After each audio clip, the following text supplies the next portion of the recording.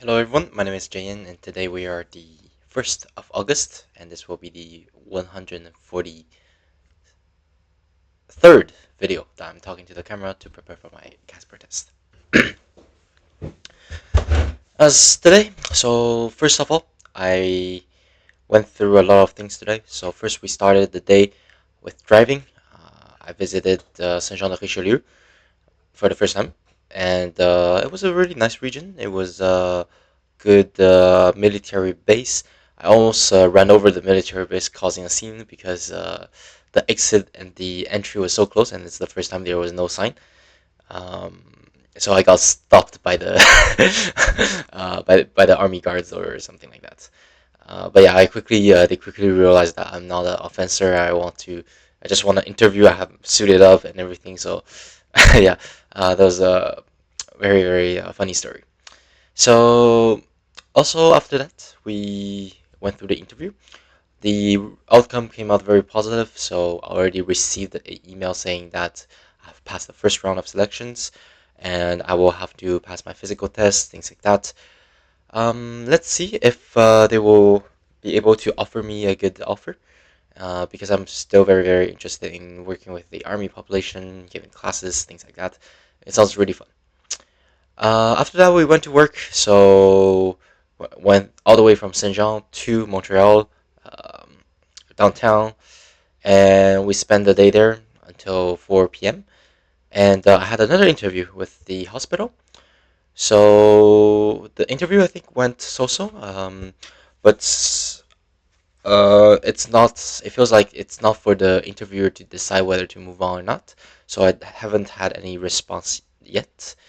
But as for now, I think the interviewer asked me at the end, like, what is your availabilities for another appointments. So I'm guessing I didn't do a terrible job at that. Um, they were asking a lot of fundamental questions, which I didn't really understand. They were asking me about the definition of preventive health as someone who works for a hospital.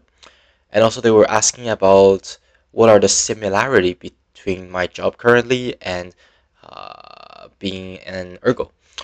And I tried to explain as much as I can, but it seems like the person doesn't get it. I don't know. Maybe they get it. Maybe it's just my own understanding. So I'm not gonna assume that they didn't get it. But from the response, it was like not so sure. So preventive health, definitely, it's the health interventions where we try to prevent certain disease from coming. For example, high blood pressure, it can develop to even harder cardiac diseases, and we don't want that to happen. So it's like early detection, very important. And as kinesiologists, we do exercise. We have our plan to make sure that those numbers, those characteristics, don't develop into further things. And I explained the my reasonable my sorry not my reasonable my reasoning. So from preventive health and ergonomy. So in terms of preventive health, I think it applies to everyone and not just patients but also healthcare workers. So that is why being a preventive healthcare provider is related to an ergonomist, because an ergonomist is basically preventing the clinicians to get injured. So I'm doing a little bit similar things here.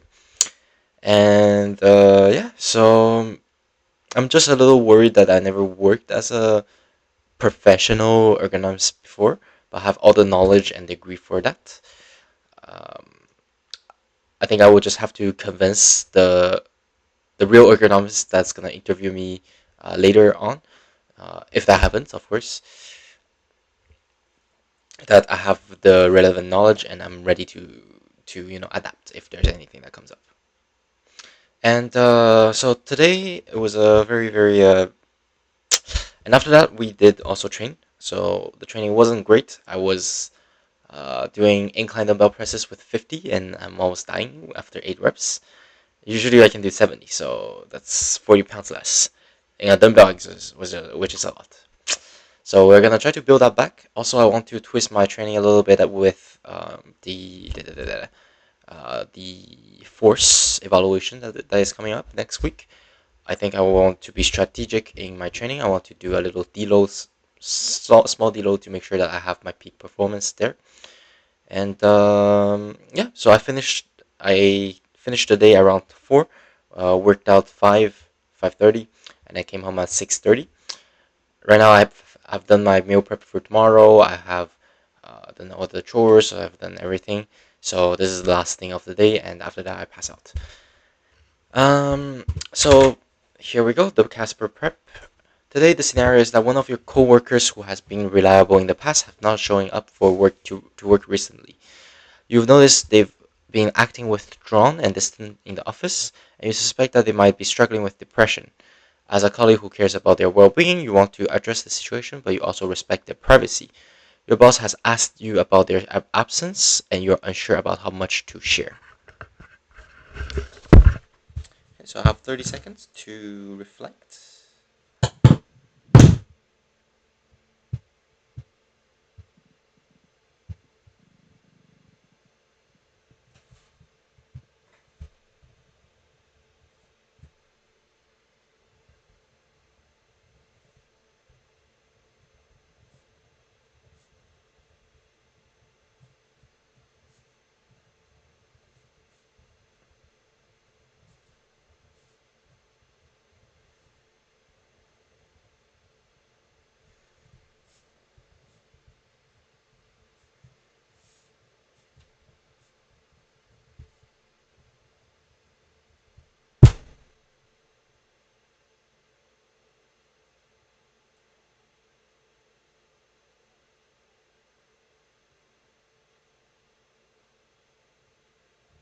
Wait, what the fuck? That's why it's so long. Okay, so now we're going to go to the questions. I will have 3 minutes and 30 to type on the question.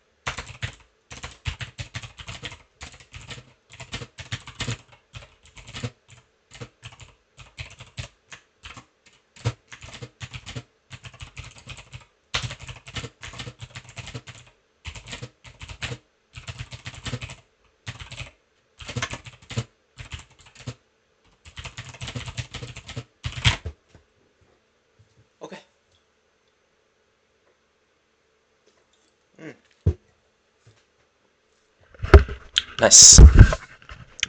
So I'm just gonna first read out the questions. Considering your coworker is not showing up to work and you suspect depression, how would you approach and informing your boss about the situation? I will first have my response is I will first have a private checkup with my colleague. I would approach them, ask them politely to talk in a private office. I will start the conversation by saying, "Hey, how's it going? I've noticed that you seem to be a bit more distant from us recently. Is everything okay?" If my colleague opens up, I will then ask them if I can help. For example, organizing tasks, having supportive talks. I will only inform the boss if my colleague verbally told me that it's okay. If not, I will encourage my boss to talk directly and privately to my coworker. Second question: if you later learn that your coworker's absence is not due to depression, but instead because of a medical reason like a disability. Oh shit! Wait, what the fuck? How did the question changed?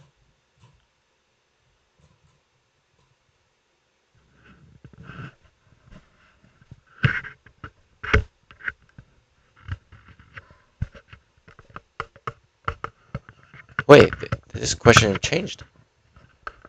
Okay, so no, I won't answer like that. I will say something like, um, I think it will slightly change how I approach the entire situation. So I will still be very respectful about the information sharing, asking if he is okay to share the reason with another person, like the boss. If they say yes, then I will respect. If they say no, I will not talk about anything at all with the boss, and I'll encourage the boss to talk directly. Uh-huh. So demonstrate a caring attitude and awareness of privacy, but lack depth in some area in technical engagement. General respectful, yet room to prove clarity. Okay. Be clear on decisive on how to plan communicating, balancing confidentiality with transparency. Strengthen your understanding of ethical boundaries. Uh-huh. Sure. Not bad. I'm at 156, so the typing is faster, and they say I'm quartile 3, so that's perfect. Okay, so I will stop here and I'll pass out and see you tomorrow.